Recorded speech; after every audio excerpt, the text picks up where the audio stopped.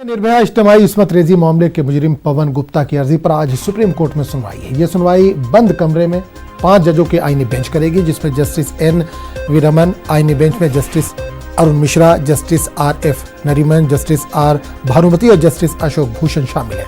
गौरतलब है कि इससे पहले तीसरी बार 3 मार्च के लिए पवन गुप्ता समेत 4 कसूरवारों के खिलाफ पटियाला हाउस कोर्ट ने डेथ वारंट जारी किया था।